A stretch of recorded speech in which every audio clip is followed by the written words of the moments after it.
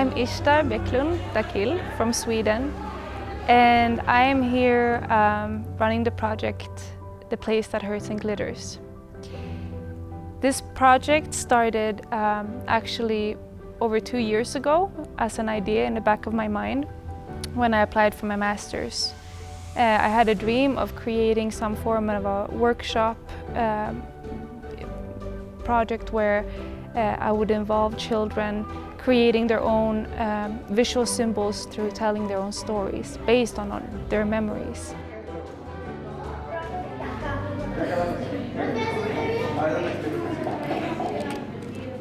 I applied with this project to my master's, but the whole project kind of changed into a self-inquiry, trying to find my own story first. And so I spent 2 years creating an illustrated novel, 140 pages, researching my own roots, my own family lineage, working with my own traumas. And it was driven by me constantly going back to my memories. It was a very intuitive process, and every time I came to a blockage, I would go back and try to remember something, and then that would lead the project forward. Today, we will start with talking a little bit about what symbols are and how we can work with symbols. And then we have the Mexican flag. ¿Dónde es esta bandera? De México. So the story of the sacrifice, the union, the independence, everything is gathered together in these simple colors together. And that's the nationality.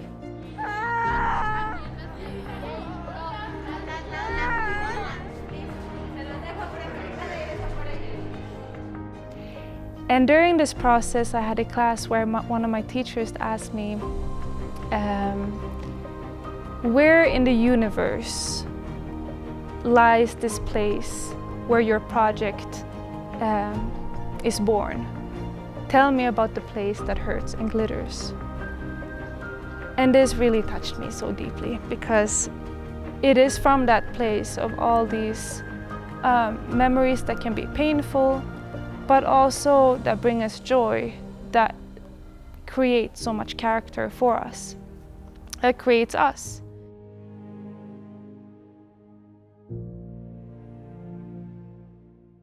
And so during that process, I learned a lot of different techniques while I was creating the book, and these techniques turned into tools.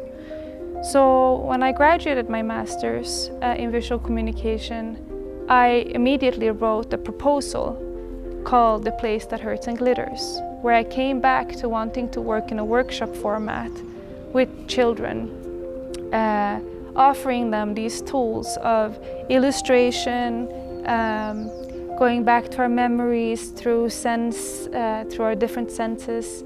And I wrote this proposal and I sent it to a residency program here in Mexico, to Jupiter Fab.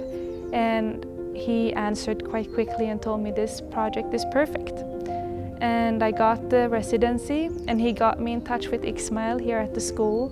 And quite soon this project was running. En la escuela anteriormente no teníamos una clase dedicada para trabajar las artes.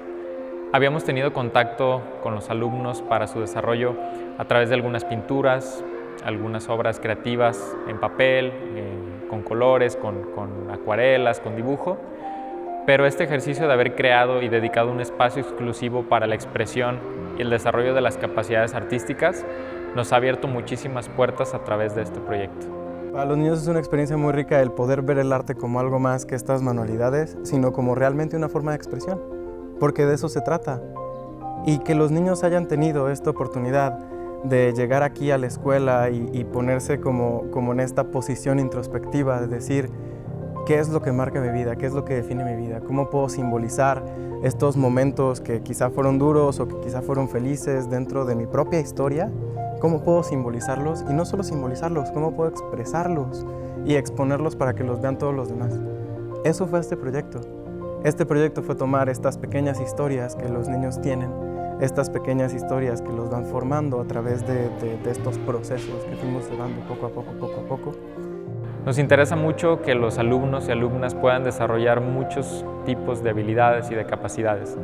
Una de ellas es el arte, Y es así como a través de este tipo de proyectos queremos que profundicen, que tengan acercamientos y que exploren nuevas maneras de comprenderse y de comprender su realidad.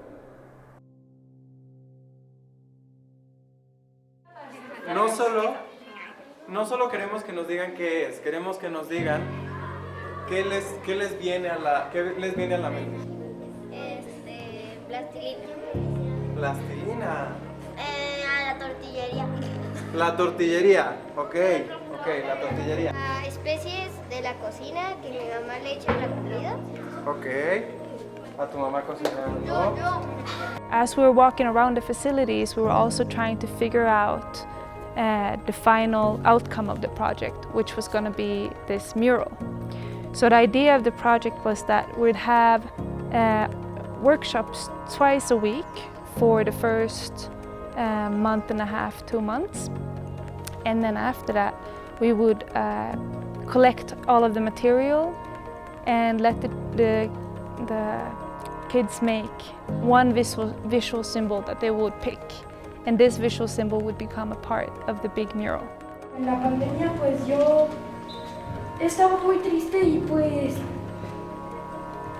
pues siempre me consolaba ver las películas de Disney y yo me hice tan fanático que eso me hacía olvidar la pandemia y todo lo que estábamos pasando, así que pues este es el símbolo. El castillo, ok.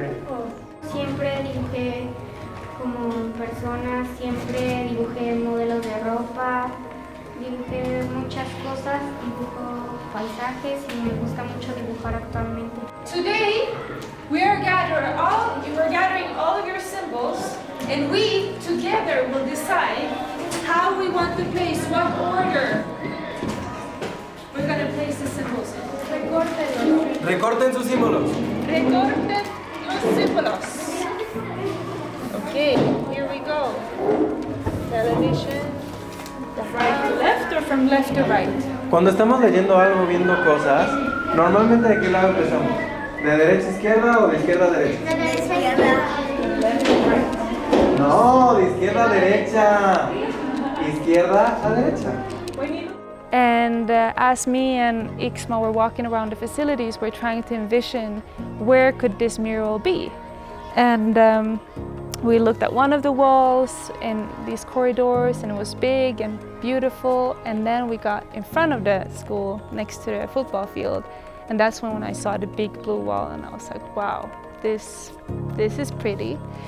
But there were already like some things in the way. They had some facets for water, like I don't know what it was being used for.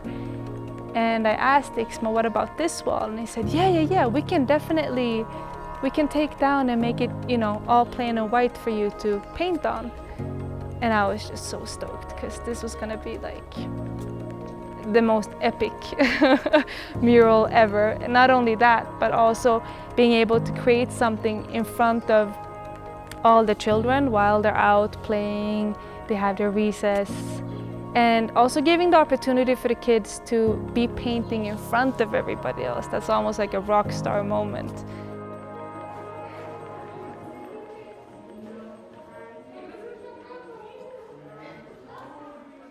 I wanted the mural to symbolize something that both talked or told about the whole aspect of like breaking down, but also being lifted up. And the most clear symbol for this, of course, and obvious, was the phoenix bird. It's a bird that represents rebirth because the stories say that when it dies, it bursts into flame and it reborns to the ashes. So it's a symbol that when something ends, there's always a new beginning. A week later, we're out here and we're starting to paint, and it's been a very fun process.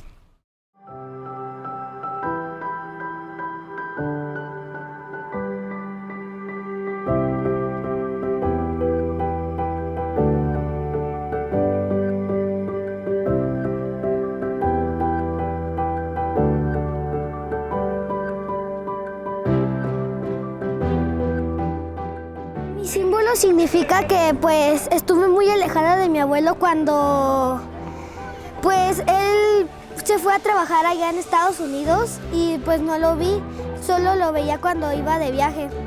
Y pues una vez fui de viaje para allá y vi un arco iris cuando estaba despegando el avión.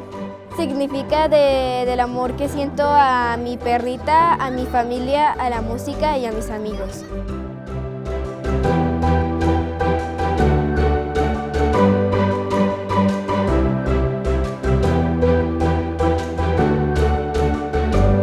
Pues yo trabajé con esta historia porque me motivó mucho a seguir luchando por mi sueño, que es ser ciclista. Y pues me gusta mucho también por el ejercicio que haces, me motiva. Y yo soy la que motiva a toda mi familia a siempre ir a la vía recreativa. Siento que cuando hablo de la música, me expreso con la música y canto, siento que soy otra, me puedo expresar con la música, ser quien yo soy, me siento cómoda.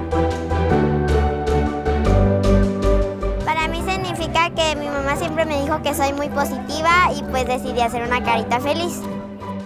El plan para el mural es que el mural se quede ahí por mucho tiempo, para que yo creo que muchas generaciones de niños que van a entrar a la escuela van a ver ese mural y van a poder, y se les va a poder expresar eso que se quería expresar, ¿no? Los niños van a poder expresar estos momentos suyos, estos símbolos que internalizaron, estos símbolos que pudieron expresar y que pudieron poner ahí en la composición del mural y lo van a poder expresar para otros niños. So as this mural and the project is coming to a wrap, we are so excited to gather all the children and all of their families together by the end of this, and to have a big ceremony together where we're celebrating this whole process and also the final product, which is this mural.